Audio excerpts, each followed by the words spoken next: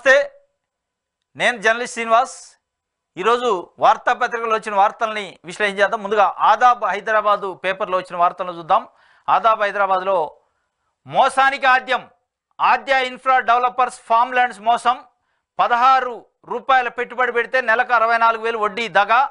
100% వసూలు పేరిట real estate మోసాలు. కోట్లకు పడగలెత్తిన ఎండి చెలకంటి ఆదిలక్ష్మి. నాగర్ కర్నూలు జిల్లా వెల్దండ మండలం కోట్రాలో నయా మోసం. రెవెన్యూ అధికారుల సహకారంతో ఆద్య ఇన్ఫ్రా డెవలపర్స్ బరితెగింపు. ఇది నాగర్ కర్నూలు జిల్లా వెల్దండ మండలం అట. ఆదిలక్ష్మి అనే ఒక ఆమె చాలకంటి ఆదిలక్ష్మి. ఇది ఏంది, ఫామ్ ల్యాండ్స్ పేరుతో పెద్ద ఎత్తున మోసం చేస్తుందట. ఇది ఒక నాగర్ కర్నూలు లేదు, హైదరాబాద్ చుట్టుపక్కల కూడా కొన్ని వందల సంస్థలు ఫామ్ ల్యాండ్స్ పేరుతోని కొన్ని వేల మంది ప్రజల్ని బురుడీ కొట్టిస్తూనే మోసం చేస్తూనే. కానీ దీన్ని పట్టించుకునే హెచ్ఎండిఏ కానీ, రెరా కానీ, డిటిసిపి కానీ కంప్లైంట్ ఇచ్చినా పట్టించుకునే పరిస్థితి లేదు. ఇది నాగర్ కర్నూలు జిల్లా జరిగింది. ఆద్య ఇన్ఫ్రాతో ఫామ్ ల్యాండ్స్ పేరుతో మోసం. మేము డెవలప్ చేస్తాం, మీరు పెట్టుబడి పెట్టండి, మీకు ఎట్లా వస్తుంది అట్లా వద్దని దాన్ని 100% వసూలు పేరిటట. డబ్బు కోసం గడ్డి తినే రకం అనే సామెత రియల్ భూమి చేసే వారిని చూస్తే గుర్తొస్తుంది. తెలంగాణలో రియల్ ఎస్టేట్ మోసాలు రోజు రోజుకు పెరుగుతున్నాయి. పెట్టుబడిపై వడ్డీ, తక్కువ ధరకే ఇళ్ళు, అధిక లాభాలు, ప్రీ లాంచింగ్ ఆఫర్ అంటూ దగా చేస్తున్నారు. 100% వసూలు పేరిట రియల్ ఎస్టేట్ మోసాలు ఇటీవల కాలంలో ఎక్కువయ్యాయి. సొంతింటి కళ నెరవేర్చుకోవాలనుకునే పేదోడి కళను కొందరు బిల్డర్లు, రియల్ ఎస్టేట్ వ్యాపారులు అడియాశలు చేస్తున్నారు. పైసా కూడబెట్టుకొని సొమ్ము కష్టార్జితాన్ని లూటి చేస్తున్నారు. డబ్బు వసూలు చేశాక ముఖం చాటేయడం, ఏళ్ల తరబడి ప్రాజెక్టులు పూర్తి చేయకపోవడం వంటివి సర్వసాధారణమైనవి. వాస్తవం ఇది. ప్రీ లాంచింగ్ అంటాడు, వసూలు చేస్తాడు డబ్బులు, అడ్వాన్సులు. లేదా డెవలప్మెంట్ అంటాడు, వసూలు చేస్తాడు మళ్ళీ అడ్వాన్సులు. ఫామ్ ల్యాండ్స్ అంటాడు, ఫామ్ ల్యాండ్స్ కొనుక్కోండి, మీరు డబ్బులు పెట్టండి, పెట్టుబడి పెట్టండి, రిజిస్ట్రేషన్ చేసుకోండి, మేమే దాన్ని చూసుకుంటాం, అభివృద్ధి చేస్తాం, డెవలప్ చేస్తాం, మీకు ₹1 పెట్టేది లేదు, అద్భుతంగా చేసి చూపిస్తాం, ఒక 10-15 ఏళ్ళని మొత్తం డబ్బులు జేబులు వేసుకుంటాడు, మూట కట్టుకుంటాడు, కథ మొఖం చాటేస్తాడు. ఆడ చూస్తే ఏముండదు, ఎక్కడ రాళ్ళు అక్కడే ఉంటాయి, గుట్టలు అక్కడే ఉంటాయి, రప్పలు అక్కడే ఉంటాయి, డెవలప్మెంట్ ఉండదు, ఉండదు, ఫామ్ ఉండదు, ఏది ఉండదు. ఇది జరుగుతుంది హైదరాబాద్ చుట్టుపక్కల. అదేవిధంగా ఇప్పుడు ఇది జిల్లాలకు కూడా బాకిందట. నాగర్ కర్నూలు జిల్లా వెల్దండ మండలం అట. అక్కడ కూడా ఈ ఆద్య ఇన్ఫ్రా అని పెట్టి పెద్ద ఎత్తున కొన్ని వందల మందిని మోసం చేసి డబ్బులు జమ వేసుకోవడం, మొహం చాటేసే కార్యక్రమానికి నాంది పలికారు. కాబట్టి ప్రజలు అలర్ట్గా ఉండాలి, ప్రజలు అప్రమత్తంగా ఉండాలి. ఎందుకు ఉండాలంటే ప్రభుత్వం దాన్ని ఏదైతే నిర్వహించాల్సిన, కంట్రోల్ చేయాల్సిన ప్రభుత్వ అధికారులు పట్టించుకోవట్లేదు, గాలికి వదిలేశారు. కాబట్టి మనని మనమే కంట్రోల్ చేసుకోవాల్సిన అవసరం వచ్చింది. ఇవాళ ప్రభుత్వ అధికారులు చేయాల్సిన బాధ్యత, ప్రభుత్వ అధికారులు చేయాల్సిన విధి, డ్యూటీని వాళ్ళ డ్యూటీని వాళ్ళు చేస్తే ప్రజలు ఈ స్థాయిలో మోసపోరు, నష్టపోరు. కానీ వాళ్ళు చేయరు. వాళ్ళు లంచాలకు అలవాటు పడరు, వాళ్ళు లంచాల మత్తులో తూగుతారు. కాబట్టి ప్రజలు ఇవాళ ఏ అధికార యంత్రాంగాన్ని అయితే నమ్మి ప్రతిదీ ముందుకు పోయి కొంటా ఉంటారో, ప్రతిదీ ముందుకు పోయి చేస్తూ ఉంటారో ప్రజలు, ఆ అధికార యంత్రమే వాళ్ళ చేతిలో ఉండి వాళ్ళ మత్తులో ఉంటే, వాళ్ళ లంచాల మత్తులో ఉంది. కాబట్టి ఇలా ప్రజలు మోసపోతున్నారు. కాబట్టి ప్రజలే సొంతంగా చైతన్యం కావాల్సిన అవసరం ఏర్పడదు. ఇవాళ ప్రభుత్వం పనిచేయట్లేదు, ప్రభుత్వ అధికారులు పనిచేయట్లేదు. కాబట్టి ప్రజల చైతన్యమే, ప్రజలే క్రాస్ చెక్ చేసుకొని పోవాలి. ఇట్లాంటి రియల్ ఎస్టేట్ దాంట్లోకి పోయేటప్పుడు తప్పనిసరిగా ఇది పెద్ద ఎత్తున మోసం జరుగుతుంది. మనకి ఇక్కడ షాద్నగర్ ఏరియాలు చూస్తే స్వర్గసీమ, సుకేతన, సిరుల సీమ అని పెట్టిండు ఒక ఆయన, చంద్రశేఖరం. ఆయన పెద్ద పెద్ద హోర్డింగ్లు, పెద్ద పెద్ద యాడులు, పెద్ద పెద్ద వీడియోలు పెడతారు. ఆయనే స్వయంగా వీడియోలు చేస్తారు. ఇక స్వర్గసీమేనట. ఆడికి పోతే ఆడ ప్లాట్ కొనుక్కుంటే స్వర్గం కనపడిద్దట. ఈ స్వర్గం నిజంగానే ఉందని కొన్ని వేల మంది పోయి ఆడ పెట్టుబడులు పెడతారు, కొట్టరు. తీవ్రంగా చూస్తే స్వర్గం లేదు, నరకం ఏర్పడుతుంది. ఇలా చాలామంది ఇబ్బంది పడుతున్న పరిస్థితి. లక్షలు అక్కడ పెట్టుబడులు పెట్టి అక్కడ చూస్తే డెవలప్మెంట్ లేదు, స్వర్గం లేదు, ఏది లేదు. ఉన్న సుఖం పోయింది, ఉన్న శాంతి పోయింది, ఉన్న ప్రశాంతత పోయి బీపీలు, షుగర్లు తెచ్చుకుంటున్నారు. ఈ సుకేతన కానీ, స్వర్గసీమ కానీ, సిరుల సీమ కానీ, ఈ సిరులు లేవులు, సుఖం లేదు, సుకేతన లేదు, స్వర్గసీమ లేదు. ఇగో ఇట్లాంటి మోసాలు బాగా జరుగుతున్నాయి. హైదరాబాద్ చుట్టుపక్కలనే కాదు, జిల్లాలకు పాకింది. దీనిపైన ప్రభుత్వ యంత్రాంగం పట్టించుకోకపోతే కొన్ని వందల వేల కేసులు ఇవే ఉంటాయి రేపు భవిష్యత్తులో. ఇది ఒకటైతే, ఇంకోటి మెడిప్లస్ అని ఒక మెడికల్ షాప్స్ ఉంటాయి. అపోలో మెడికల్స్, మెడిప్లస్ ఇట్లా ఉంటాయి కదా. ఈ మెడిప్లస్ అనేది చాలా బ్రాంచ్లు ఉన్నాయి, హైదరాబాద్లో ఉన్నాయి, జిల్లా హెడ్ క్వార్టర్స్లో ఉన్నాయి. వీళ్ళు పెద్ద ఎత్తున ప్రజలను చీట్ చేస్తున్నారు, దందా చేస్తున్నారు. దీనిపైన ఒక వార్త ఇచ్చింది. ఇచ్చట దగా, మోసం, దోపిడీ చేయబడును డైరెక్ట్ మెడిప్లస్లో. మా వద్ద అన్ని రకాల మందులు ఎక్కువ ధరలకే, అందరూ మా మెడికల్ షాపులకు వచ్చి మోసపోండి. సరికొత్త రకంగా దందా చేస్తున్న మెడిప్లస్ సంస్థ 50 నుంచి 80% రాయితీ అంటూ మాయమాటలు. Same formula, same medicine, company మాత్రం వేరు. సేమ్ ఫార్ములా ఉంటుంది, సేమ్ మెడిసిన్ ఉంటుంది, కానీ కంపెనీ వేరు ఉంటుంది. 20 రూపాయలు అయ్యే ట్యాబ్లెట్ని 100 రూపాయలకు అమ్ముతుంది ఈ మెడిప్లస్. డైరెక్ట్గా ఎంఆర్పిని చేంజ్ చేసి, అంటే ఎంత దందా. ఒక నకిలీ కంపెనీల బ్రాండ్ వేసుకొని ఒరిజినల్ కంపెనీల రేట్లకు అమ్ముతుంది అనేది దీని అర్థం. బహిరంగ మార్కెట్లో ఓ రేటు, మెడిప్లస్లో మరో రేటు. ఆఫర్ల పేరుతో అమాయకుల జేబులకు చిల్లు. మ్యానుఫ్యాక్చర్ కంపెనీ నిర్ణయించిన రేట్ ఎంత, మెడిప్లస్ మార్కెట్ చేస్తున్న నిర్ణయించిన ధర ఎంత. ఆ కంపెనీ ఆ మందును ఏదైతే తయారు చేస్తే ఆ కంపెనీ ఇచ్చిన ధర ఒకటి ఉంటుంది, కానీ మెడిప్లస్ అమ్మే ధర ఒకటి ఉంటుంది. దానిపైన మరి విచిత్రంగా ముద్ర కూడా వేశారు, ఎంఆర్పి స్టాంప్ వేశారు. మరి అది ఎట్లా వేశారు? కంపెనీ వాడు తీసేసి వీళ్ళు వేస్తున్నారు. ఇది పెద్ద ఎత్తున దందా జరుగుతుంది. మెడిప్లస్కి సంబంధించి జాగ్రత్త పడాలి ప్రజలు. మెడిప్లస్లో మందులు కొనాలంటే చాలా ఆచితూచి కొనాలి, చూసి క్రాస్ చెక్ చేసుకొని కొనాలి. సాధ్యమైనంత వరకు మోసపోకుండా ఉండాలంటే అదొకటే మార్గం తప్ప వేరే మార్గం లేదు. ఏంది ఇది? మెటాఫార్మిన్ హైడ్రోక్లోరైడ్ IP500 అనే మందట. గ్లిమోపిరైడ్ IP2 mg ఫార్ములాతో గ్లైజిమైన్ GPPR అనే పేరుతో మెడిప్లస్లో 211 రూపాయలు 15 ట్యాబ్లెట్లట మెడిప్లస్లో. అది బయట ఎంత ఉంది? అదే ఫార్ములాతో కేగ్లిమ్లా M2 mg అనే పేరుతో ఇతర ఫార్మసీల్లో 69 రూపాయలకు వస్తుందట 15 ట్యాబ్లెట్లు. అంటే వేరే ఫార్మసీల్లో వేరే మందుల షాపుల్లో 69 రూపాయలకు వచ్చే మెడిసిన్ని మెడిప్లస్లో 211 రూపాయలకు అమ్ముతుండు. ఇది మంచి కంపెనీ అని చెప్తుండు. అదే మందు ఉంటుంది, అదే ఫార్ములా ఉంటుంది, జస్ట్ కంపెనీ చేంజ్. ఇది పెద్ద ఎత్తున దందా చేస్తుంది మెడిప్లస్ అనే మెడికల్ షాపులకు సంబంధించిన సంస్థ. కాబట్టి ప్రజలు తస్మాత్ జాగ్రత్తగా ఉండాలని చెప్పి ఆదాబ్ హైదరాబాద్ ఇలా ఒక పత్రిక రాసింది. ఈ మెడిప్లస్ పెద్ద ఎత్తున మోసం చేస్తుంది ధరల విషయంలో అని. ధరలే కాదు, ఇంకా నకిలీలు కూడా ఉన్నాయి అనేది ఒక డౌటు. నకిలీ మందులు కూడా అమ్ముతున్నారా అనేది. కాబట్టి ఇది ప్రజల ప్రాణాలకు సంబంధించిన విషయం. కాబట్టి ఈ నకిలీ మందులు ఇట్లాంటి అభియోగాలు ఉన్న షాపులో కొనకుండా ట్రాన్స్పరెంట్గా నిజాయితీగా ఉన్న షాపులు, నిజాయితీగా ఉన్న కంపెనీలలో కొనుక్కోవాలని చెప్పి ప్రజలకి అప్పీల్ చేస్తూ ఒక వార్త రాశారు. ఇది ఆదాబ్ హైదరాబాద్కి సంబంధించి. దీంతోపాటు మనకి ఇలా సోషల్ మీడియాలో ఒక వార్త వచ్చింది. అంటే మెడిప్లస్ అనే ఈ మందుల కంపెనీ వినియోగదారుల ప్రస్తావన వచ్చింది. కాబట్టి జాతీయ వినియోగదారుల ఫోరం ఢిల్లీలో, మనకు భారతదేశంలో వినియోగదారుల చట్టం ఉంది. వినియోగదారుల చట్టం ప్రకారం వినియోగదారుల ఫోరాలు ఉన్నాయి. వినియోగదారుల ఫోరాలలో 3 అంచెలు ఉంటాయి. ఒకటి జాతీయ వినియోగదారుల ఫోరం, రాష్ట్ర స్థాయి దేశ స్థాయిలో, రాష్ట్ర స్థాయిలో అయితే రాష్ట్ర వినియోగదారుల ఫోరం, జిల్లా స్థాయిలో జిల్లా వినియోగదారుల ఫోరం. అంటే ఆ జిల్లాకు సంబంధించిన వినియోగదారులకు సంబంధించి ఎంఆర్పి రేట్ల విషయంలో కానీ, నకిలీ వస్తువులు కానీ, ఇట్లాంటి వినియోగదారులు నష్టపోతే ట్రేడర్స్ వల్ల, వ్యాపారుల వల్ల ఆ వినియోగదారులు పోయి కంప్లైంట్ చేసి అప్పీల్ చేసుకునే అవకాశం జిల్లా స్థాయిలో జిల్లా వినియోగదారుల ఫోరం ఉంటుంది.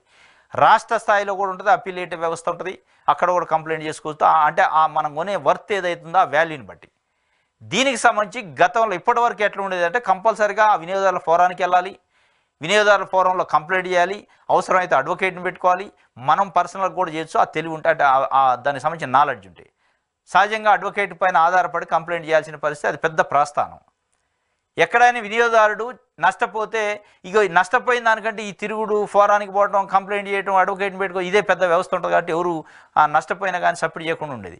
ఇప్పుడు దానికి జాతీయ వినియోగదారుల ఫోరం ఒక రెమెడీ తీసుకొచ్చింది, ఒక హిస్టారికల్ డెసిషన్ తీసుకుంది, ఒక చారిత్రాత్మకమైన నిర్ణయం తీసుకుంది.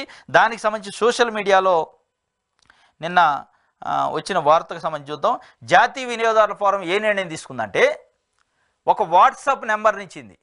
మీకు వినియోగదారుల పరంగా ఇగో ఇట్లాంటి మెడిప్లస్ సంస్థలు కానీ ఇంకోటి కానీ XYZ ఏదైనా కావచ్చు, ఎంఆర్పి కంటే ఎక్కువ ధరలు అమ్మటం కానీ, నకిలీ వస్తువులు అమ్మటం కానీ, మీరు ఆ వస్తువుల వల్ల ప్రాణహాని కానీ, ఆరోగ్యం కానీ ఖరాబ్ కావడం కానీ, ఇట్లాంటి ఏది జరిగినా వినియోగదారుల ఫోరానికి పోకుండానే ఇంట్లో కూర్చొని వాట్సాప్ నెంబర్ ఇచ్చారు. ఆ వాట్సాప్ నెంబర్కి వాట్సాప్ పెడితే కంప్లైంట్ రిజిస్టర్ అయింది. జస్ట్ వాట్సాప్ నెంబర్లో హాయ్ అని పెడితే వాళ్ళు హాయ్ తర్వాత ఒక లింక్ ఇస్తారు. ఆ లింకులో మీకు ఎక్కడైతే ఎంఆర్పి కంటే ఎక్కువ అమ్మటమా, నకిలీ వస్తువుల, ఆ వస్తువుల వల్ల నష్టపోవటమా జరిగితే దానికి సంబంధించిన పేపర్స్ కానీ, బిల్స్ కానీ ఏదున్నా అప్లోడ్ చేస్తే అప్పుడు నీకు కేసు నెంబర్ వస్తుంది, కేసు నడుస్తూ ఉంటుంది ఆన్లైన్లోనే. ఆన్లైన్లోనే మీకు ఇన్స్ట్రక్షన్స్ వస్తాయి. దానికి సంబంధించి జాతీయ వినియోగదారుల ఫోరం నేషనల్ వైడ్గా ఒక ఫోన్ నెంబర్ని ఇచ్చింది, వాట్సాప్ నెంబర్ని. ఆ నెంబర్కి మీరు జస్ట్ హాయ్ అని పెట్టాలి, ఈ నెంబర్ సేవ్ చేసుకోవాలి. ఈ నెంబర్ ఏంటంటే 8800001915. ఈ నెంబర్ వాట్సాప్ నెంబరు. ఈ నెంబర్కి వాట్సాప్లో హాయ్ అని పెట్టాలి. ఎక్కడైనా మీకు నష్టం జరిగితే వినియోగదారుల చట్టం ప్రకారం ఈ నెంబర్కి వాట్సాప్ హాయ్ అని పెడితే అక్కడ నుంచి మీకు లింక్ వస్తుంది. ఆ లింకు సంబంధించిన దాంట్లో అన్ని వివరాలు ఉంటాయి. ఎట్లా మీరు కంప్లైంట్ చేయాలనేది, మీరు ఎక్కడ ఏ కోర్టుకు పోయే పని లేదు, ఫోరానికి పోయే పని లేదు, అడ్వకేట్ని పెట్టుకునే పని లేదు. డైరెక్ట్గా ఆన్లైన్లోనే చేసుకోవచ్చు, ఇంట్లో కూర్చొని చేసుకోవచ్చు. ఇది ఒక సౌలభ్యం ఇచ్చింది. కాబట్టి వినియోగదారులంతా, ప్రజలంతా గమనించుకోవాలి. వినియోగదారుల పరంగా ఎవరైనా వ్యాపారులు కానీ సంస్థలు కానీ నష్టపరిస్తే, అధిక ధరలు అమ్మితే, ఎంఆర్పి కంటే ధరలు అమ్మినా ఇగో దీనికి కంప్లైంట్ చేయాలి. ఈ నెంబర్ మళ్ళొకసారి చెప్తున్నా, 8800001915. ఈ నెంబర్ వాట్సాప్ నెంబర్. ఇది కాకుండా కూడా టోల్ ఫ్రీ నెంబర్ కూడా ఇచ్చారు ఒకటి. దాంట్లో కూడా ఫోన్ చేస్తే కూడా వాళ్ళు చెప్తారు ఎట్లా రిజిస్టర్ చేయాలి. ఆ టోల్ ఫ్రీ నెంబర్ ఏంటంటే 1915. 4 డిజిట్లే ఉంటాయి. 1915 టోల్ ఫ్రీ నెంబరు. అది కాక ఇంకో టోల్ ఫ్రీ నెంబర్ కూడా ఉంది, 1800114000. ఇది ఒక టోల్ ఫ్రీ నెంబర్, 1800114000. ఇది కూడా ఒక టోల్ ఫ్రీ నెంబరు.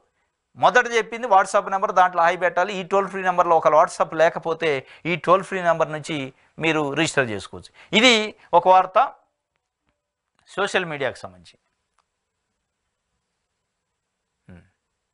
దిశ పేపర్ చూద్దాం. ప్రధాన ప్రతిపక్షంగా బీజేపీ అట. త్వరలోనే 4 ఎమ్మెల్యేలు చేరిక అంటూ పార్టీలో ధీమా. గులాబీ నుంచి చేరబోతున్నారని ప్రచారం. ఢిల్లీ పెద్దలతో ఇప్పటికే సంప్రదింపులట. సెకండ్ ప్లేస్ నుంచి సింగిల్ డిజిట్ దిశగా బీఆర్ఎస్ అట. బడ్జెట్ సెషన్ లోపే కంప్లీట్ అనే అంచనా. ప్రస్తుతం కమలం పార్టీకి 800 ఎమ్మెల్యేలు. మరోవైపు కాంగ్రెస్ భారీ ప్లాన్. బీఆర్ఎస్ ఎల్పీ విలీనానికి వ్యూహం. ఇప్పటికే 7 సభ్యుల హస్తంగూటికి. అదే బాటలో పయనించిన మరికొందరు. 3వ స్థానానికి పరిమితం కానున్న బీఆర్ఎస్. ఇరు పార్టీల స్ట్రాటజీలతో గులాబీ విలువెల. ఇది ఇక తాను చేసుకుని తనకే పడ్డట్టు బీఆర్ఎస్ పార్టీ 10 ఏళ్లలో ఈ పార్టీ ఫిరాయింపులు, పార్టీలలో వేరే పార్టీలు గెలిచిన వాళ్ళు తీసుకోవడం, మంత్రి పదవులు ఇవ్వటం, ఈ చేసిన అంత ఓవర్ యాక్షన్ వల్ల ఇలా బీఆర్ఎస్ పార్టీ పునాదులు గదిలే పరిస్థితికి వచ్చింది. దాంట్లో భాగంగా కాంగ్రెస్ పార్టీ ఇప్పటికే 7గురిని జాయిన్ చేసుకుంది. ఇంకా కొంతమంది జాయిన్ చేసుకుంటుందట. ప్రధాన ప్రతిపక్షమైన బీఆర్ఎస్ని ప్రతిపక్ష హోదా లేకుండా విలీనం చేసుకొని ప్రతిపక్ష హోదా లేకుండా చేసే కార్యక్రమం ఒకవైపు కాంగ్రెస్ పార్టీ చేస్తుంది. ఇంకొక వైపు విచిత్రంగా ఇలా ప్రధాన ప్రతిపక్షంగా బీజేపీ అని ఒక దిశ పేపర్లో వేశారు. అంటే బీజేపీ వాళ్ళు కూడా కాంగ్రెస్ పార్టీ ఎమ్మెల్యేలు, బీఆర్ఎస్ పార్టీ ఎమ్మెల్యేలు తీసుకొని వాళ్ళు కూడా సెకండ్ లార్జెస్ట్ పార్టీగా గుర్తింపు తెచ్చుకోవాలని వాళ్ళు ఒక ప్రయత్నం చేస్తున్నారు. ఎప్పుడైతే బీఆర్ఎస్ పార్టీ నుంచి కాంగ్రెస్ పార్టీలోకి ఎక్కువ పోతారో మిగిలిన వాళ్ళలో కొంతమందిని తీసుకుంటే ఇప్పుడు సెకండ్ పార్టీ బీజేపీ అయింది. ప్రధాన ప్రతిపక్షంగా అవతరించాలని ఒక ప్రయత్నం చేస్తుంటారు. త్వరలో ఒక 4 ఎమ్మెల్యేలు కాంగ్రెస్ బీజేపీ పార్టీలో బీఆర్ఎస్ నుంచి జాయిన్ అయ్యే అవకాశం ఉందట. మరి బీజేపీ పదే ఫస్ట్ నుంచి చెప్తుంది, మా పార్టీలో జాయిన్ అయ్యాలంటే ఎమ్మెల్యే మెంబర్షిప్కి, శాసనసభ సభ్యత్వానికి రాజీనామా చేసే రావాలి అని చెప్పి. మరి రాజీనామా చేసి మళ్ళీ తీసుకొని ఎలక్షన్కి పోయి ఎలక్షన్లో గెలిచేంత సాహసం అది చేస్తారా అనేది చూడాలి. మొత్తానికైతే బీజేపీ కూడా ఒక స్కెచ్ చేసిందట. బీఆర్ఎస్ ఎమ్మెల్యేల పైన వల వేసింది. కాంగ్రెస్ పార్టీ ఆల్రెడీ వేస్తూనే ఉంది. ఇప్పుడు బీజేపీ కూడా వేయబోతుంది. ఇది ఎటుపోద్దో చూడాలి. కాంగ్రెస్లోకి ఎమ్మెల్యే విజయుడు. ఎమ్మెల్సీ చల్లా వెంకటరామరెడ్డి సైతం త్వరలోనే సీఎం రేవంత్ సమక్షంలో చేరికలు. ఉమ్మడి పాలమూరు బీఆర్ఎస్ ఖాళీ అవుతుందట. అలంపూర్ ఎమ్మెల్యే, అలంపూర్ నుంచి బీఆర్ఎస్ పార్టీ నుంచి గెలిచిండు. కాంగ్రెస్ పార్టీ సీనియర్ నాయకుడు సంపత్ కుమార్ పైన గెలిచిండు విజయుడు. ఈయన కూడా పార్టీ మారబోతుండట. ఇప్పటికే అసలు ఉమ్మడి మహబూబ్నగర్ జిల్లాలో 2 ఎమ్మెల్యేలు గెలిచింది బీఆర్ఎస్ పార్టీ. ఒకటి గద్వాల్ గెలిచింది, ఆయన పోయిండు, కండవ కప్పించుకోండు, బండ్లా కృష్ణమోహన్ రెడ్డి. ఈయన ఒకటి గెలిచిండు అలంపూర్ నుంచి. ఈ 2 ఉన్నాయి. 2లో ఇంకొకటి మిగిలింది, ఒకటి కూడా అయిద్దట. మొత్తం బీఆర్ఎస్ పార్టీ ఖతం, అక్కడ 0 అయిపోతుంది. ఉమ్మడి పాలమూరు జిల్లాలో మొత్తం క్లీన్ స్వీప్ కాంగ్రెస్కే ఎమ్మెల్యేలు ఉంటారు. ఒకవైపు ఖమ్మం కూడా భద్రాచలం ఎమ్మెల్యే ఒకడు గెలిచిండు బీఆర్ఎస్, ఆయన కూడా పోయిండు. ఇక నల్గొండలో ఒక్కళ్ళే ఉన్నారు. వరంగల్ పరిస్థితి మనం కడియం శ్రీహరి ఆల్రెడీ వెళ్ళిండు, ఇంకా పల్లా రాజేశ్వరరెడ్డి ఉండు. ఇట్లా కొన్ని జిల్లాలు ఇప్పుడు వరంగల్ కానీ, ఖమ్మం కానీ, నల్గొండ కానీ, మహబూబ్నగర్లలో 1-2 గెలిచినా 1-2 గెలిచిన వాళ్ళు మహబూబ్నగర్లో 2 ఖాళీ అవుతున్నాయి. వరంగల్లో ఆల్రెడీ 1 ఖాళీ అయింది. ఖమ్మంలో ఉన్న 1 పోయింది. ఇది మొత్తానికి క్లీన్ స్వీప్ అవుతుంది. ఈ జిల్లాలో అయితే ఖాళీ అయ్యే పరిస్థితి ఉందట. ఇది చల్లా వెంకటరామరెడ్డి ఎమ్మెల్సీ బీఆర్ఎస్, ఆయన కూడా జాయిన్ అవుతాడట. ఆయనే ఈయన గెలిపించిండు, ఆయనే టికెట్ ఇప్పించిండు బీఆర్ఎస్లో అనేది అప్పుడు చర్చ. ఆయన కూడా వెళ్తాడట. ఇది ఒక వార్త. ఆమెకు 50 పెళ్లిళ్ళు, ఎప్పుడు నిత్య పెళ్లి కూతురే. వివాహం అనంతరం డబ్బు నగలతో జంపు, బాధితుల్లో డిఎస్పీ సిఐ సహా పలువురు. తమిళనాడులో సంచలన ఘటనట ఇది. ఏమే ఇందాక మనం చూసింది కూడా ఏపీ దాంట్లో కూడా 50 పెళ్ళిళ్ళు చేసుకుందట. దాంట్లో డిఎస్పీలు సిఐలు కూడా ఉండట. నిత్యం పెళ్లి కూతురే, నిత్యం పెళ్లి కొడుకులను చూసినాం ఎదరికి. ఒక్కొక్కటి 20 పెళ్ళిళ్ళు 30 పెళ్ళిళ్ళు చేసుకొని మోసం చేసి అమ్మాయిల్ని పారిపోయిన వాళ్ళని చూసినాం. కానీ నిత్య పెళ్లి కూతురు ఏమో టార్గెట్ ఏంది, పెళ్లి చేసుకోవాలా, నగలు బంగారం నగదు డబ్బులు ఏమైనా ఉంటే ఎత్తపోవాలా, ఆ నుంచి ఉడాయించాలి, ఇంకోటి పెళ్లి చేసుకోవాలి. దీంట్లో డిఎస్పీ కూడా బలైండట, ఒక సిఐ కూడా బలైండట. మరి డిపార్ట్మెంట్ వ్యక్తుల్ని డిఎస్పీ స్థాయి ఆఫీసర్ని కూడా మ్యానిపులేట్ చేసి పెళ్లి చేసుకొని మోసం చేసిందంటే ఏమో మామూలు ఆడత కాదు. 50 అయినాయి అట అఫీషియల్గా బయటకు తెలిసింది. మరి అసలు తెలవని ఎన్ని ఉన్నాయో, ఇక తెలవని అరాచకాలు, తెలవని పెళ్ళిళ్ళు, తెలవని చీటింగ్లు ఎన్ని ఉన్నాయో చెప్పలేం, కానీ తెలిసినవి అయితే 50 ఉన్నాయట. ఇది ఒక యువకుడు లాస్ట్ పెళ్లి చేసుకుని 3 నెలల క్రితం పెళ్లి చేసుకున్నట వెబ్సైట్లో చూసి. ఆ వెబ్సైట్లో చూసి చేసుకున్న తర్వాత వాడు 3 నెలల తర్వాత ఏమో యాటిట్యూడ్ క్యారెక్టర్లో చేంజ్ వచ్చి మొత్తం డబ్బుల కోసం ఆస్తుల కోసం ఇదే ప్రయత్నం చేస్తుంది తప్ప సంసారం చేయడానికి కానీ ఉమ్మడి కలిసి జీవించాలని కానీ పెళ్లి చేసుకొని పిల్లలను కనాలని కానీ ఆ ప్రయత్నం చేయట్లేదు. మొత్తం డబ్బు బంగారం ఆస్తులు వీటిపైన ధ్యాస ఉంది. ఏంది అని లోతులోకి పోయింది. లోతులో పోతే ఈ మిస్టరీ అంతా బయటకు వచ్చింది. ఇది ఒక వార్త. ఇది దిశకు సంబంధించి.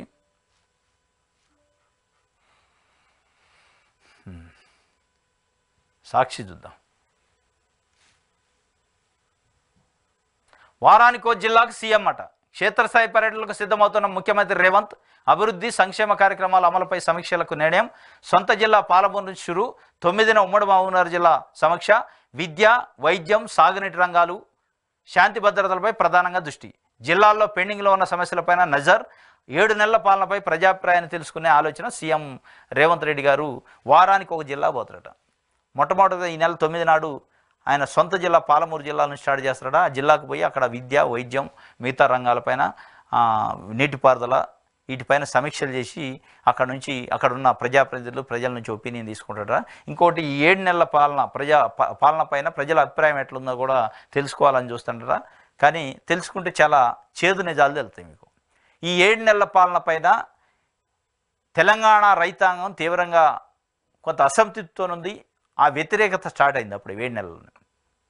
తెలంగాణ రైతాంగానికి సంబంధించి ప్రధానంగా సమస్యలు, తెలంగాణ నిరుద్యోగులకు సంబంధించి ప్రధానంగా ఈ 2 వర్గాలు ప్రధానంగా ఒక రకంగా అసంతృప్తిలో ఉన్నాయి. ఇంకా వ్యతిరేకత స్టార్ట్ కాలేదు, అసంతృప్తి, సాటిస్ఫాక్షన్ లేరు.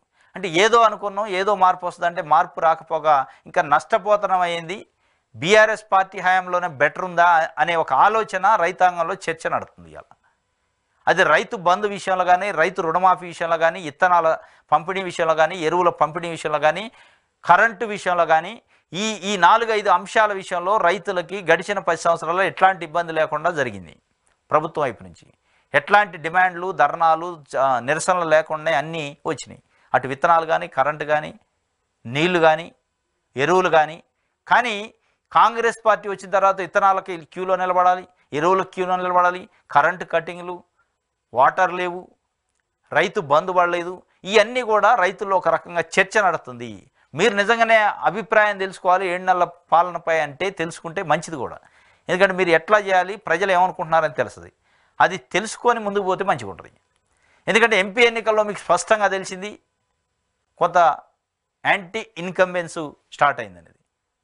ఇది జిల్లాలకు పోవాలి, మీరు జిల్లాలు తిరగాలి, జిల్లాల్లో ఏమనుకుంటున్నారు ప్రజలు గమనించాలి, తీసుకోవాలి ఫీడ్బ్యాక్, దాన్ని బట్టి పరిపాలన చేయాలి. మరి నిజంగానే వెళ్తారా? గతంలో కేసీఆర్ కూడా అనేది ఇక వచ్చే నెల నుంచి జిల్లాలకి బస్సు యాత్ర, జిల్లాల యాత్ర, ఆ జిల్లాల యాత్ర చేసింది లేదు, మన లేదు, ఎప్పుడు ప్రకటనలకే పరిమితమైంది.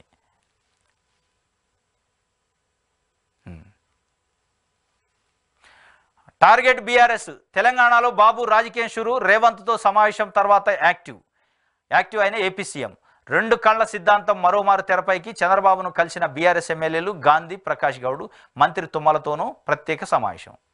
ఇది ఒక రకంగా చంద్రబాబు నాయుడు గారు విభజన సమస్యలపైన, విభజన చట్టం ప్రకారం ఉన్న ఈ రెండు రాష్ట్రాల మధ్య సమస్యలపైన చర్చించుకుందామని చెప్పి తెలంగాణ ప్రభుత్వం నుంచి ఏం ప్రపోజల్ రాలే, తెలంగాణ ప్రభుత్వం ఆలోచన చేయాలి, ఎజెండా కూడా ఫిక్స్ చేసుకోవాలి. ఆయన అక్కడి నుంచి ఒక లెటర్ రాసిండు, 6వ తారీఖు నేను వస్తున్నా, చర్చిద్దాం. కథం తలకాయ ఇప్పుడు రేవంత్ రెడ్డి గారు. మరి 6వ తారీఖు వస్తున్నామంటే మనం దేనిపైన చర్చించాలి? దీంట్లో కేంద్రం పాత్ర ఏంది? కేంద్రం మధ్యవర్తిత్వం ఏంది ఉంటుంది? రెండు రాష్ట్రాలు విడిపోయినాయి, విడగొట్టింది కేంద్రం, చట్టం చేసింది కేంద్రం. కేంద్రానికి సంబంధించిన అధికారులు కానీ, కేంద్రానికి సంబంధించిన పెద్దలు లేకుండా ఎట్లా చర్చలు చేస్తాం, ఎట్లా పరిష్కారం అవుతుంది, దీనివల్ల ఫలితం ఏమొద్దా, అవుట్పుట్ ఏమొద్దని ఆలోచించకుండా ఓకే రెడీ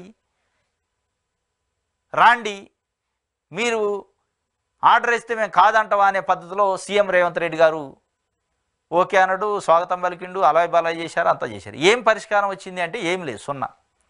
ఏమొచ్చింది పరిష్కారం అంటే రెండు కళ్ళ సిద్ధాంతం వచ్చింది అనేది ఇవాళ తెలంగాణ ప్రజలు మాట్లాడుకుంటున్నారు. ఈ రెండు కళ్ళ సిద్ధాంతంతోనే తెలంగాణ ఉద్యమ సమయంలో తెలంగాణ ప్రజానికాన్ని, తెలంగాణ ఉద్యమాన్ని వంచిండు చంద్రబాబు నాయుడు అనేది బలంగా నమ్ముతున్నారు తెలంగాణ ఉద్యమకారులు అనేది ఇవాళ తెలంగాణ సమాజం తిట్టుకుంటుంది. ఇక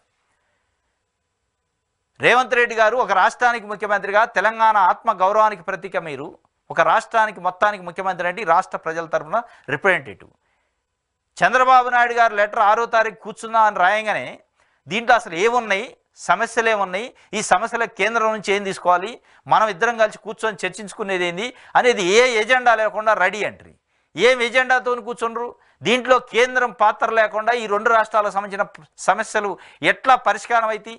ఈ చట్టం చేసింది కేంద్రం, ఈ చట్టంలో పెట్టింది కేంద్రం అంశాలని, ఆ అంశాల పరిష్కారానికి కంపల్సరీగా కేంద్రం పాత్ర ఉండాలి. కేంద్రం పాత్ర లేకుండా చేశారంటే ఇది డొల్లతనం, దీంట్లో ఏం లేదు. మళ్ళీ దీంట్లో ఏం చెప్తున్నారు? 3 రకాల 3 అంచెల వ్యూహాలట. ఏమి 3 కాదు, 30 అంచెలు వేసినా కేంద్రం జోక్యం చేసుకునేందుకు పరిష్కారం కాదు. ఒక అంచె అట చీఫ్ సెక్రటరీ స్థాయిలో, అధికారుల స్థాయిలో ఒక కమిటీ అట, ఆ కమిటీ కూర్చోవాలా, ఒక 6 నెలల టైం గడపాలా. అది కాలేదు అని అంటే మళ్ళీ మంత్రుల స్థాయిలో ఒక కమిటీ అట, అది కాలేదు ముఖ్యమంత్రుల స్థాయిలో ఒక కమిటీ. ఈ లోపల పుణ్యకాలం పూర్తయింది 5 సంవత్సరాలు. ఇది కాదు మీరు చేయాల్సింది. ఏమున్నాయి కేంద్రాన్ని టైం తీసుకున్నాం, కేంద్రం దగ్గరే కూర్చుందాం, లేదంటే కేంద్రాన్ని పిలిపిద్దాం, మనం ఇద్దరం కలిసిపోదాం, మన ఇద్దరితో అధికారులు మంత్రులు తీసిపోదాం, కేంద్రం దగ్గర కూర్చుందాం, మన సమస్యలు ఏంది, కేంద్రం దీంట్లో ఏం చేస్తుంది, జోక్యం ఏం చేస్తుంది, కేంద్రం పాత్ర ఏంది అనేది లేకుండా మీరు ఆయన చెప్పగానే జీ హుజూర్ అని పోయినట్టుగా తెలంగాణ సమాజం ఇవాళ భావిస్తుంది. ఏం పరిష్కారం వచ్చింది? దేని విషయంలో పరిష్కారం వచ్చింది? మీరు ఏం ప్రపోజల్ పెట్టారు?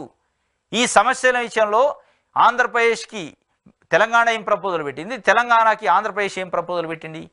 విద్యుత్ బకాయి విషయంలో కానీ, తిరుమల తిరుపతి ఆస్తుల విషయంలో కానీ, పోర్ట్ల విషయంలో కానీ, బీచ్ల విషయంలో కానీ, వీటిపైన మీరేమి డిమాండ్ పెట్టారు? చంద్రబాబు నాయుడు గారు ఏమన్నారు? ఏపీ ప్రభుత్వం నుంచి ఏం రెస్పాన్స్ వచ్చింది? ఎక్కడ చెప్పే ప్రయత్నం చేయాలా? జస్ట్ చర్చించడం.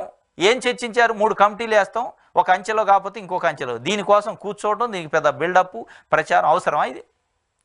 ఇదేదో ఆయన వచ్చి ఏడేదో తెలంగాణ ఉద్ధరించినట్టు, ఆయన 2 కళ్ళ సిద్ధాంతం అని. ఏంది 2 కళ్ళ సిద్ధాంతం? ఎక్కడ 2 కళ్ళ సిద్ధాంతం? 2014లో ఎన్డీఏ భాగస్వామి పక్షంగా మీరు గెలిచిన రోజు ఇలా తెలంగాణ సమాజం అడుగుతుంది మిమ్మల్ని, చంద్రబాబు నాయుడు గారిని, మీరు 2 కళ్ళ సిద్ధాంతం అంటున్నారు. 2014లో ఆంధ్రప్రదేశ్ పునర్విభజన చట్టం ప్రకారం భద్రాచలం చుట్టుముట్టు ఉన్న 7 మండలాలని తెలంగాణలో కలిపారు అప్పుడు చట్టంలో. కానీ మీరేం చేశారు?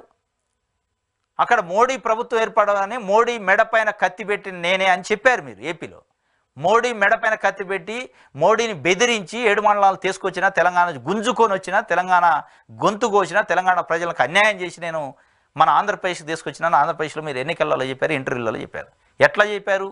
2014లో నేను గెలిచినా, ముఖ్యమంత్రిగా ప్రమాణ స్వీకారం చేయాలంటే ఆ 7 మండలాల్లో తెలంగాణ నుంచి గుంజకొచ్చి నాకు ఇస్తేనే ప్రమాణ స్వీకారం చేస్తానని మోడీ పైన ఒత్తిడి చేసినా, మోడీని బెదిరించినా, ఆ బెదిరింపులని నాకు 7 మండలాలను ఆర్డినెన్స్ చేసి తెచ్చారు. అంటే పసికందైన తెలంగాణని, అప్పుడప్పుడే ఏర్పడిన తెలంగాణని గొంతు మీద కాలేసి నులిమి తీసిపోయినట్టు నువ్వు 7 మండలాలని గుంజుకొని బెదిరించి తీసిపోయినా నువ్వు చెప్పి ఇంకా నీకు 2 కళ్ళ సిద్ధాంతం ఎట్లుంటుంది? నీకు ఎట్లయితే తెలంగాణ ఏపీ 2 కళ్ళు? తెలంగాణకు వచ్చిన 7 మండలాలని బలవంతంగా అన్యాయం చేసి గుంజపోయినోడు ఎట్లా నీకు 2 కళ్ళు అయితే అనేది ఇలా తెలంగాణ సమాజం అడుగుతుంది. ఇదంతా ఒక బోగస్, ఒక ఫార్స్. 2 కళ్ళ సిద్ధాంతం అనేది తెలంగాణ ప్రజలు మాట్లాడుకుంటున్నారు. దీనికి మరి రేవంత్ రెడ్డి గారు తెలంగాణ ప్రభుత్వం ఏమి ఆశించి చర్చలు చేశారు, ఏమి ఫలితం వచ్చింది, ఏమి అవుట్పుట్ వచ్చిందో చెప్పే అవకాశం. కేంద్రం పాత్ర లేకుండా అసలు చర్చలేని ఫూలిష్నెస్ కాబట్టి ఏం చర్చలు చేస్తారు? చట్టం చేసింది కేంద్రం, పరిష్కరించాల్సింది కేంద్రం, దానికి మధ్యవర్తిత్వం వ్యవహరించాల్సింది కేంద్రం. వాళ్ళు లేకుండా మీరిద్దరు కూర్చొని మాట్లాడుకుంటే ఎట్లా అయింది పరిష్కారం? ఇది ఈ రెండు కాళ్ళ సిద్ధాంతం అనేది మళ్ళీ స్టార్ట్ అయింది. గతంలో తెలంగాణ ఉద్యమ సమయంలో కూడా ఈ రెండు కాళ్ళ సిద్ధాంతం చెప్పుకుంటూనే తెలంగాణ సమాజాన్ని బురుడి కొట్టించుండు అనేది ఒక వాదన ఉంది. ఇలా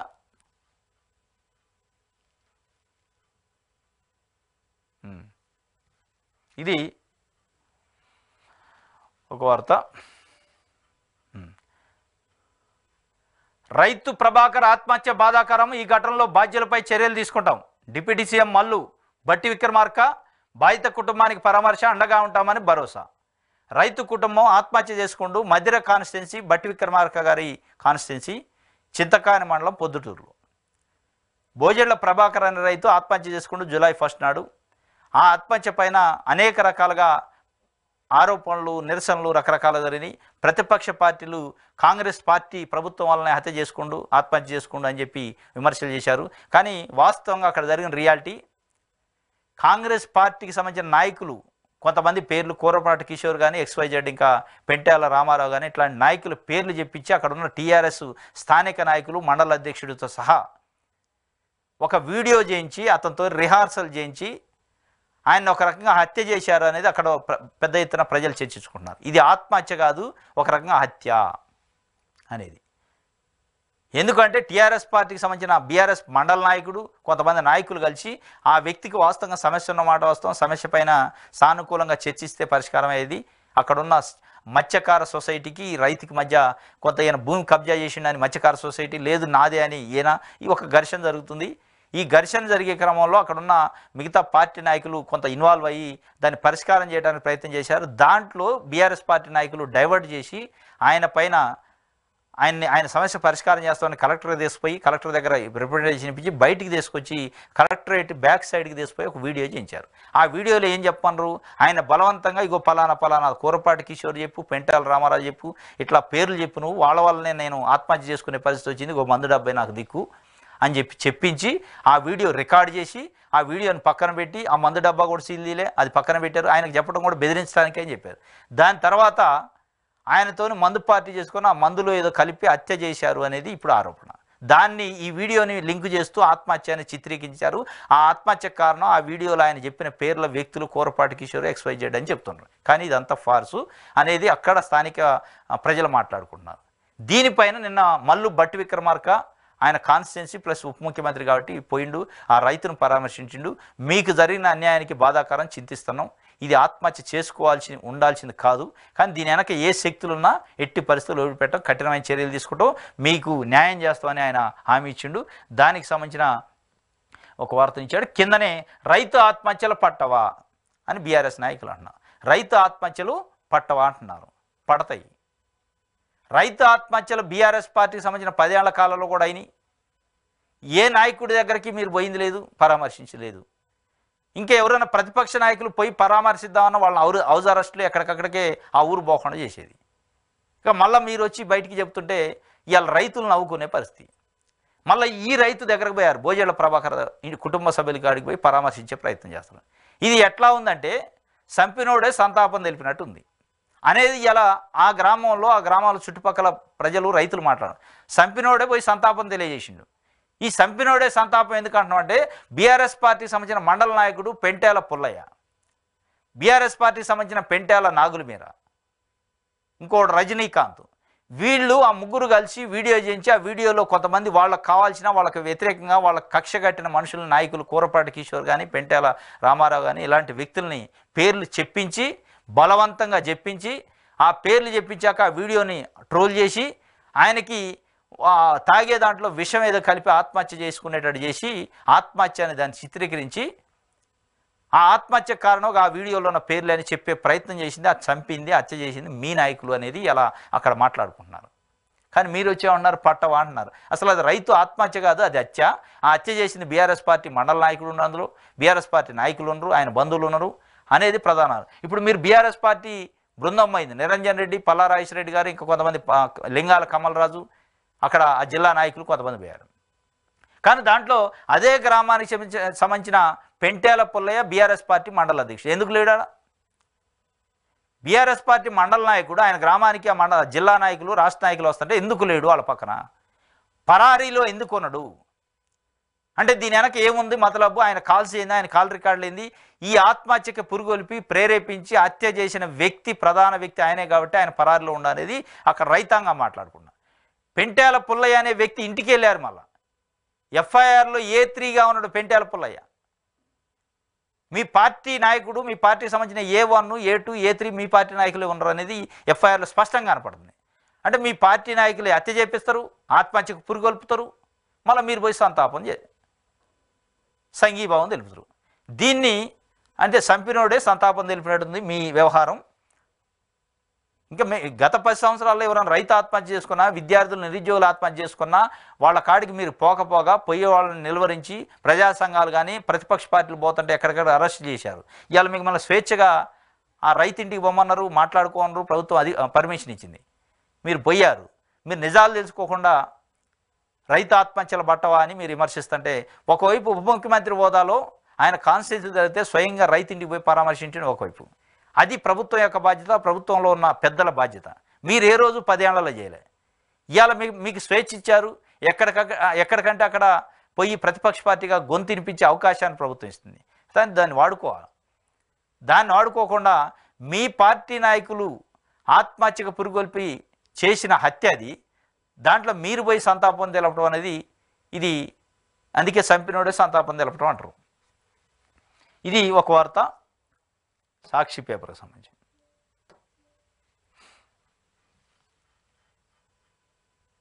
నమస్తే తెలంగాణ చూద్దాం. ఇదేనా కాంగ్రెస్ న్యాయం? అన్నదాతలు ఉసురు తీస్తున్న రేవంత్ సర్కారు, అధికారుల నిర్లక్ష్యం వల్ల ప్రభాకర్ ఆత్మహత్య, రైతులకు అన్యాయం చేస్తే అగ్గి పుట్టిస్తాం. పుట్టిద్దురులే, అగ్గి పుట్టిస్తారట. ఇదేనా కాంగ్రెస్ న్యాయం? అక్కడ ప్రజలు ఏమనుకుంటున్నారు?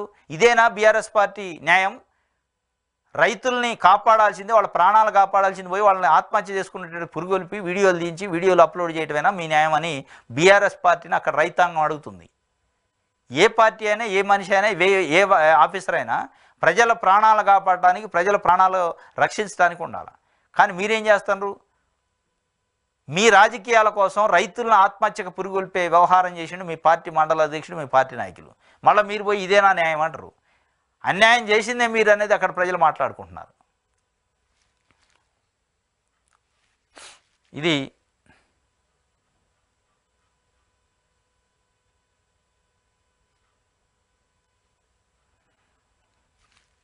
నమస్తే తెలంగాణ. వెలుగు చూద్దాం.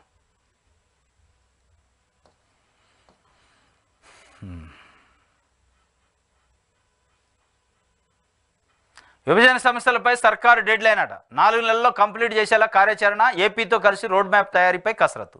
మొదటిసారి అంశాల వారిగా స్పష్టత, షెడ్యూల్ 9 అండ్ 10 సంస్థలలో కార్పొరేషన్ల వారిగా పరిష్కారం, సయోధ్య కుదిరే వాటిపై కోర్టు కేసులో ఉపసంహరణ. ఇది సర్కారు డెడ్ లైన్ పెట్టుకున్నారు, 4 నెలల్లో కంప్లీట్ చేసేలా కార్యాచరణ అట. ఇది 4 నెలలు అయిద్దా 4 ఏళ్ళు అయిద్దా తెలియదు. ఇది చాలా సమస్యలు పరిష్కారంగానే కేంద్రం జోక్యం చేసుకుంటే తప్ప కూడా పరిష్కారంగానే. కానీ మరి వీళ్ళు అధికారులట, అధికారులతోనే అయింది అని అంటున్నారు. మరి ఎంతవరకు అది అయిద్దో చూడాల. ఇది ఒక వార్త. 6 ప్రాజెక్టులపై స్పెషల్ ఫోకస్ అట. మార్చి నాటికి ఎస్ఆర్ఎస్పి స్టేజ్ 2, పిప్రి, పాలెంవాగు, మత్తడివాగు, సదర్మట్, నీల్వాయి పూర్తి చేయాలని సీఎం రేవంత్ ఆదేశం. ఒక 6 నీటిపారుదల ప్రాజెక్టుల పైన స్పెషల్ ఫోకస్ పెట్టారు. మార్చి నాటికి ఈ కంప్లీట్ కావాలంటే దాంట్లో ఎస్ఆర్ఎస్పి స్టేజ్ 2 ఉంది, పిప్రి ఉంది, పాలెంవాగు ఉంది, మత్తడివాగు, సదర్మట్, నీల్వాయి ఇవి ఉన్నాయట. తక్కువ ఖర్చుతో ఎక్కువ ఆయకట్టుకు నీళ్ళు ఇచ్చే ప్రాజెక్టుల నిర్మాణం, ఆయువు పట్టు లాంటి డిస్ట్రిబ్యూటర్లపై దృష్టి. ఆ 6ంటికి 241 కోట్లు ఖర్చు అవుతాయని అధికారులు అంచనా. వాటిని అసంపూర్తిగా నిర్లక్ష్యంగా వదిలేసిన గత సర్కారు. ఇది మొత్తానికైతే 6 ప్రాజెక్టులపైన చర్యలు తీసుకోవాలని చెప్పి ఒక వార్తనిచ్చారు. ఇంకోటి, ఎల్లమ్మ తల్లికి తొలిబారం, గోల్కొండ కోటలో ఘనంగా జాతర షురు. లంగర్ హౌజ్ నుంచి కోట వరకు భారీగా తొట్టెల ఊరేగింపు, పట్టు వస్త్రాలు సమర్పించిన స్పీకర్ గడ్డం ప్రసాద్, మంత్రులు కొండా సురేఖ, పొన్నం ప్రభాకర్ గారు. బోనాలు స్టార్ట్ అయినాయి నిన్న. ఆషాఢ బోనాలకు సంబంధించి నిన్నే స్టార్ట్ అయింది. ఎల్లమ్మ తల్లికి తొలి బోనం ఇచ్చారట. గోల్కొండ కోటలో ఘనంగా జాతర. మన స్పీకర్ గడ్డం ప్రసాద్, కొండా సురేఖ, దేవాదాయ శాఖ మంత్రి పొన్నం ప్రభాకర్ వీళ్ళంతా కూడా అటెండ్ అయ్యారట. దీనికి సంబంధించి ఒక వార్త ఇచ్చారు. అన్యాయం జరగనేమో, రైతులు ఎవరు ఆత్మహత్యలు చేసుకోవద్దు. డిప్యూటీ సీఎం బట్టి, ప్రభాకర్ కుటుంబాన్ని ఆదుకుంటాము, ఆయన్ని ఆత్మహత్యకు పురుగొల్పిన వాళ్ళను వదిలిపెట్టాము. ఆయన్ని ఆత్మహత్యకు ఎవరైతే పురుగొల్పారో వాళ్ళని వదిలిపెట్టమంటుండో, ఆత్మహత్యకి పురుగొల్పింది బీఆర్ఎస్ పార్టీకి సంబంధించిన మండల నాయకులు అని చెప్తుండ్రు. అది స్పష్టంగా ఎఫ్ఐఆర్లో A1, A2, A3 వాళ్ళని పెట్టారు. మరి వాళ్ళని ఇంకా ఎన్ని రోజులు పట్టిందో తెలియదు. ఇన్వెస్టిగేషన్ నడుతుంట. నిష్పక్షపాతంగా విచారణ జరిపించి కఠిన చర్యలు తీసుకుంటామని రెడ్డి ఇటీవల ఆత్మహత్య చేసుకున్న ప్రభాకర్ కుటుంబానికి పరామర్శ చేశారు బట్టి విక్రమార్క ఉప ముఖ్యమంత్రి గారు. ఇది ఒక వార్త. కేవ్ పబ్లో డ్రగ్ పార్టీ. హైదరాబాద్లో ఖాజాగూడలోని పబ్పై టీజీ న్యాబ్ అధికారుల దాడి. 55 మందికి డ్రగ్ టెస్టు, 25 మందికి పాజిటివ్ వచ్చిందట. వాళ్ళందరూ అరెస్టు. పరారులో పబ్ ఓనర్లు, నిందితుల్లో ఐటీ ఎంప్లాయీస్, స్టూడెంట్స్, గంజాయి, కొకైన్, MDM డ్రగ్స్ తీసుకున్నట్టు గుర్తింపు. ఇది కేవ్ పబ్ అట. కేవ్ పబ్లో ఏం చేయాలని డ్రగ్స్ వాడతారా? ఈ పబ్బుల ముసుగులో, మసాజ్ సెంటర్ల ముసుగులో ఇగో ఈ చేస్తుండ్రు. డ్రగ్స్, కొకైన్ అట, హెరాయిన్ అట, వీటిని తెచ్చి దందా చేసుకుంటూ సాఫ్ట్వేర్ ఎంప్లాయీస్, ఇంకా కొన్నిసార్లు అయితే స్టూడెంట్స్ను కూడా పాపం దాంట్లో బలి చేసి పెద్ద ఎత్తున హైదరాబాదులో ఈ మర్డర్లు కావడానికి, రేపులు కావడానికి, అసాంఘిక కార్యకలాపాలు జరగడానికి ఈ పబ్బులే, ఈ డ్రగ్సే కారణం. దీనిపైన ఉక్కుపాదం మోపాలని మొన్న 2 రాష్ట్రాల సీఎంలు కూర్చున్నప్పుడు కూడా 2 రాష్ట్రాల సమన్వయంతో ఈ డ్రగ్స్ దందాన్ని అరికట్టాలని పెట్టుకున్నట. ఈ న్యాబ్ టీం ఏదైతే ఉందో అధికారులు పోయి ఖాజాగూడలో ఉన్న ద కేవ్ దానిపైన దాడి చేశారు. దాడి చేస్తే 55 మందికి డ్రగ్స్ టెస్ట్ చేశారు. రైడ్స్లో 55 మంది చేస్తే 25 మందికి డ్రగ్స్ పాజిటివ్ వచ్చిందట. అంటే 25 మంది తీసుకున్నారు. అప్పుడు వీళ్ళు పోయినప్పుడు ఉన్న వాళ్ళలో 25 మంది. వీళ్ళు పోకముందు ఎంత ఉన్నారు, దాని తర్వాత ఎంత వచ్చారు అనేది లెక్క ఉండదు. మొత్తానికైతే పబ్స్ పేరుతోనే డ్రగ్స్ దందా నడుతుంది అనేది ఎప్పటి నుంచో ఉంది చర్చ. దానిపైన ఇప్పుడు సర్కారు కళ్ళు తెరిచినట్టు ఉంది.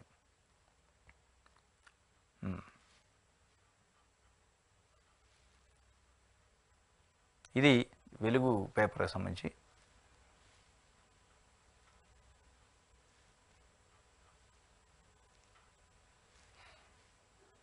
ఓకే,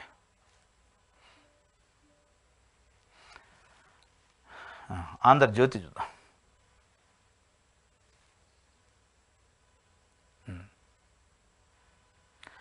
ఏటా 2 ఇంజక్షన్లతో ఎయిడ్స్కి చెక్ అట. లెనాకాపావిర్ పేరుతో అభివృద్ధి చేసిన గిలియడ్ సైన్సెస్ కంపెనీ దక్షిణాఫ్రికా, ఉగాండాలో ట్రయల్స్ 100% సక్సెస్ అయిందట. ఈ ఇంజెక్షన్ తీసుకున్న 2134 మందికి సురక్షితం. మరిన్ని అధ్యయనాల తర్వాత మార్కెట్లోకి విడుదల. ఏటా ఒక 2 ఇంజెక్షన్లు చేసుకుంటే ఎయిడ్స్కి చెక్ పెట్టచ్చట. అంటే ఎయిడ్స్కి మందు లేదు, ఎయిడ్స్ వస్తే ఇక కష్టం. ఎయిడ్స్కి మందు లేదు కాబట్టి నివారణ ఉపాయం తప్ప మందు అనేది లేదు అనేది ఇప్పటి వరకు మనం అనుకున్నాం. కానీ ఇప్పుడు ఒక గిలియడ్ సైన్సెస్ కంపెనీ ఒక రీసెర్చ్ చేసిందట. ఎయిడ్స్కి మందు ఒకటి కనిపెట్టింది. 6 నెలలకు ఒక ఇంజెక్షను. అంటే ఏటా ఒక సంవత్సరంలో 2 ఇంజెక్షన్లు చేసుకుంటే సురక్షితంగా ఉంటుందంటే ఎయిడ్స్ కంట్రోల్ అవుతుందట. దానికి సంబంధించి ఒక వార్త ఇచ్చింది. దాన్ని దక్షిణాఫ్రికా, ఉగాండాలో ట్రయల్స్ కూడా చేశారట. 2134 మందికి ట్రయల్ చేస్తే 100కు 100% సక్సెస్ అయిందట. ఇది ప్రపంచంలోకి కొద్ది నెలల్లోనే మార్కెట్లోకి విడుదలగా చేయబోతున్నారట. దీనికి సంబంధించి అంటే ప్రజలకు సంబంధించి ఒక గుడ్ న్యూస్. ఎయిడ్స్ వ్యాధిగ్రస్తులు ఎవరైతే ఉన్నారో వాళ్ళకు ఒక గుడ్ న్యూస్ ఇది. ఎందుకంటే ఇప్పటివరకు మందు లేదు. ఎయిడ్స్ వచ్చిందంటే ఒక రకమైన మానసిక వేదన, రోదన, వాళ్ళ సమాజం ఒక రకంగా చిత్రీకరించడం రకరకాలుగా ఉండేది. మిగతా జబ్బులకు మందులు ఉన్నాయి కానీ దీనికి లేదు అనేటప్పటికీ ఈ ఎయిడ్స్ వచ్చిన ఒక మనిషి లెక్క గుర్తించకుండా అవమానకరంగా రకరకాలుగా ఇబ్బంది పెట్టేది కాబట్టి ఈ సమాజం మాటలకి పోట్లకి పడకుండా ఇప్పుడు ఒక మందు అయితే వచ్చింది. ఆ మందుని తొందరలోనే మార్కెట్లోకి రిలీజ్ చేస్తారట. ఇది సైబర్ చెర విముక్తి అట. సైబర్ చెర నుంచి విముక్తి అయిందట. హైదరాబాద్ ఎయిర్పోర్ట్లో ప్రకాష్ అనే వ్యక్తి సైబర్ దాంట్లో ఇరుక్కుండట. కంబోడియా నుంచి ఎట్టకేలకు స్వస్థలానికి చేరుకున్న తెలంగాణ యువకుడు సాఫ్ట్వేర్ జాబ్ పేరిట ఆ దేశానికి. అక్కడ సైబర్ క్రైమ్ చేయాలంటే వేధింపులు, కాదన్నందుకు మత్తు ఇంజెక్షన్లు, చిత్రహింసలు, వాట్సాప్ కాల్తో సోదరుడికి ప్రకాష్ కబురు చేసిండట. అతన్ని కాపాడేందుకు రంగంలోకి పోలీసులు. కంబోడియాలోని భారత ఎంబసీకి వివరాలు. ప్రకాష్తో పాటు మరో 9 మంది భారత్కు రాక. ఇది సైబర్ చెరలో ఆ చెర నుంచి విముక్తి పొందిన మహబూబాద్ జిల్లా అట. ఈయనతో పాటు ఇంకో 9 మంది కూడా వచ్చారు. ఇప్పుడు మన దగ్గర ఒక ట్రెండ్ ఏముందంటే ఫారెన్లో చదువుతుండు, ఫారెన్లో ఉద్యోగం చేస్తానంటే ఒక క్రేజ్ అయిపోయింది ప్రతి ఒక్కరికి, పేరెంట్స్కి. మా బాబు ఫారెన్లో ఉండు, మా పాప ఫారెన్లో ఉంది, ఆస్ట్రేలియాలో ఉంది, యూఎస్లో ఉంది, కంబోడియాలో ఉంది, దుబాయ్లో ఉంది. ఇది ఒక ట్రెండ్ అయింది, ఇది ఒక ఫ్యాషన్ అయింది, ఇది ఒక స్టేటస్ అయింది వాస్తవంగా. కానీ ఈ స్టేటస్లో, ఈ ట్రెండ్లో అసలు విషయాలు మర్చిపోతున్నారు పేరెంట్స్. నిజంగా వీళ్ళు పోయేది కరెక్ట్ ప్లేసేనా? అక్కడ ఉద్యోగాలు ఉంటాయా? చదువు ఉంటుందా? వీళ్ళని ఎవరైతే పంపిస్తున్నారో ఆ కన్సల్టెన్సీ కరెక్ట్ అయిందా ఏది చూసుకోకుండా హడావుడిగా మా పిల్లలు ఫారెన్లో ఉండరని చెప్పుకోవడం కోసం, ఆ స్టేటస్ కోసం ఆరాటపడుతూ దాంట్లో మోసపోతుంటారు. దాంట్లో ఇగో ఈయనొకడు ఒక ఏజెన్సీ, కన్సల్టెన్సీ ఏజెన్సీ తెసిపోయిందట. కంబోడియాలో ఉద్యోగాలని మీకు ఇప్పిస్తామని తెసిపోయింది. అక్కడికి పోయిండు లక్షలు ఖర్చు పెట్టుకొని. కంబోడియా పోయిన తర్వాత వాళ్ళు ఏం చేస్తున్నారు? నువ్వు సైబర్ క్రైమ్ చేయాలి, మాతోని నీకు జీతం ఇస్తాం. సైబర్ క్రైమ్ చేయడానికి ఒప్పుకోలే, నేను గౌరవప్రదమైన ఉద్యోగం చేస్తా, న్యాయపరమైన పరిధిలో ఉన్న ఉద్యోగాలు చేస్తా, ఇట్లాంటి చేయను అంటే చిత్రహింసలు పెట్టారట, మత్తు మంది ఇచ్చారట. చిత్రహింసలు పెట్టి దాదాపు 40-45 రోజుల పాటు ఇబ్బందులు పెట్టారు. ఆ ఇబ్బందులలో బయటికి రాకుండా, ఫోన్ వాడకుండా చేస్తే కూడా చిన్న అవకాశం వస్తే వాట్సాప్ కాల్ చేసి వాళ్ళ సోదరుడికి చెప్తే, సోదరుడు ఎంబసీకి, ఇక్కడ మన ఎంబసీకి చెబితే అక్కడ ఎంబసీకి ఇన్ఫామ్ చేసి మొత్తాన్ని అయితే రిలీజ్ చేశారు. ఎంతో పాటు 9 మంది బయటకు వచ్చారు. కాబట్టి ఇప్పటికైనా పేరెంట్స్ ఆలోచించాలా. పిల్లల్ని ఫారెన్ పంపిస్తాను, అదొక స్టేటస్, ఫారెన్లో ఏదో ఉద్ధరిస్తాడు, ఏదో మొత్తం దేశాన్ని వెళ్తాడు అనేది కాదు. అక్కడ సక్సెస్ఫుల్గా ఉండలేస్తాడా? అక్కడ సక్సెస్ఫుల్గా మన ఎవరైతే పంపుతారో అక్కడ ఎంప్లాయ్మెంట్ ఉందా, చదువు ఉందా, కరెక్ట్ అయిన ప్లేసా చూసుకోకుండా స్టేటస్ కోసం ఆరాటపడి తీసిపోతే పిల్లల ప్రాణాలు కూడా పోయే పరిస్థితి ఉంటుంది. వాళ్ళు ఛాన్స్ మంచిగా వచ్చారు, చంపినా ఆశ్చర్యం లేదు. ఏం చేస్తారు అప్పుడు? మత్తు మందు కూడా ఇచ్చే పరిస్థితి వచ్చిందని విషం ఇచ్చినా ఆశ్చర్యం లేదు. వాళ్ళ యొక్క గుట్టు బయటకు వస్తుందని చంపినా అక్కడ దిక్కేవాడు మనకి. కాబట్టి ఇగో ఇట్లాంటి ఆరాటపడకుండా స్టేటస్ కోసం, సమాజం కోసం కాకుండా మన కోసం మనం ఆలోచించుకొని, మన పిల్లల కోసం మనం ఆలోచించుకునే పరిస్థితి ఉండదు తప్ప సమాజంలో స్టేటస్ కోసం, సమాజంలో అందరూ అనుకోవాలి నా పిల్లలు ఫారెన్లో ఉండరని ఆ సోకు కోసం పంపిస్తే జీవితాలు బుగ్గిపాలవుతాయి. ఇది ఒక వార్త.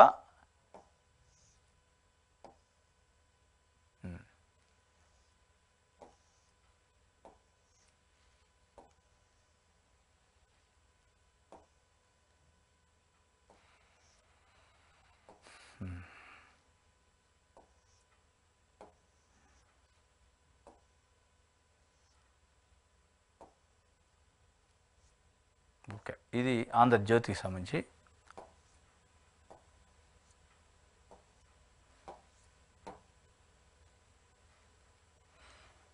తెలంగాణలో టీడీపీ పునర్నిర్మాణం అట. ఆంధ్రప్రదేశ్, తెలంగాణ నాకు 2 కళ్ళు. రేవంత్ పాలనలో అభివృద్ధిలో తెలంగాణ.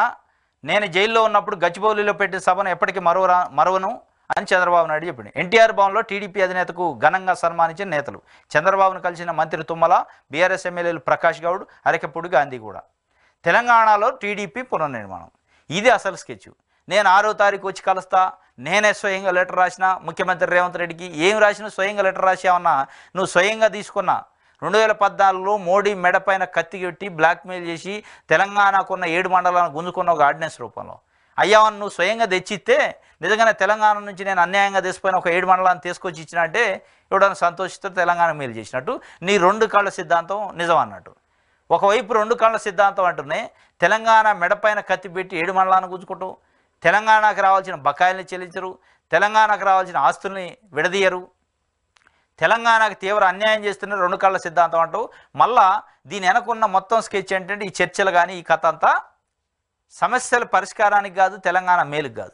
తెలంగాణలో తెలుగుదేశం పార్టీ జెండాని మళ్ళా పునర్నిర్మాణం చేయాలట. తెలుగుదేశం పార్టీని మనం పునర్నిర్మాణం చేసి మన నెత్తిన మనం మన్ను పోసుకునే కార్యక్రమానికి ఆయన నాంది పలికిండు తెలుగుదేశం పార్టీ అధ్యక్షుడు చంద్రబాబు నాయుడు గారు. ఆంధ్రాకి ఫేవర్గా ఉండి తెలంగాణ మండలాలను గుంజుకొని మీరు అక్కడ చెప్పి నా వల్లనే మండలాలు వచ్చినాయి, నేను బలవంతంగా తెచ్చిన తెలంగాణకు అన్యాయం చేశాను చెప్పుకొని మీరు ఏ రకంగా తెలంగాణకు మేలు చేస్తారని తెలంగాణలో తెలుగుదేశం పార్టీని పునర్నిర్మించాలి తెలంగాణ ప్రజలు. ఏం అవసరం ఇవాళ తెలంగాణలో తెలుగుదేశం పార్టీ అవసరం ఏముంది? ఆంధ్ర ఫేవర్గా ఉన్న తెలుగుదేశం పార్టీ తెలంగాణలో ఏం అవసరం ఉంది? మీరు తెలంగాణ విభజనను వ్యతిరేకించారు, తెలంగాణ విభజన చట్టాన్ని పార్లమెంట్లో తలుపులు మూసి చట్టం చేశారని మీరు చెప్పారు. అట్లాంటి వ్యక్తులు మీకు ఎట్లా 2 కళ్ళ సిద్ధాంతం వర్తిస్తుంది? ఎట్లా మీకు అర్హత ఉంది తెలంగాణలో అడుగుపెట్టడానికి? తెలంగాణలో అడుగుపెట్టవచ్చు, మీరు అడుగుపెట్టాక ఎవరికైనా ఉంటుంది. కానీ తెలంగాణ రాజకీయాల గురించి, తెలంగాణ ప్రభుత్వం గురించి, తెలంగాణ పరిపాలన గురించి, తెలంగాణలో మీ రాజకీయ పార్టీ పునర్వైభవం గురించి, పునర్నిర్మాణం గురించి ఎట్లా మీరు వస్తారు అనేది ఇలా తెలంగాణ సమాజం మాట్లాడుతుంది. కాబట్టి ఈయన వెనక దీని వెనక మొత్తం స్కెచ్ అనేది తెలంగాణలో తెలుగుదేశం పార్టీని మళ్ళా పికప్ చేయాలి. తెలుగుదేశం పార్టీని పికప్ చేసి ఆంధ్రాలో ఎట్లాగ ముఖ్యమంత్రి ఉన్నా తెలంగాణలో కూడా నా పెత్తనం సాగాలి, నా మాట చెల్లుబాటు కావాలని ఒక ప్రయత్నం చేస్తున్నట్టే కనిపిస్తుంది తప్ప తెలంగాణ మీద ప్రేమతోని ఉన్నట్లు అనిపించలేదు అనేది ఇలా తెలంగాణ సమాజం భావిస్తుంది. ఇది ఒక వార్త. ఇది ఈరోజు తెలంగాణ వార్తాపత్రికలో వచ్చిన వార్తలకు సంబంధించిన విశ్లేషణ. రేపు తాజా వార్తలతో తిరిగి కలుసుకుందాం.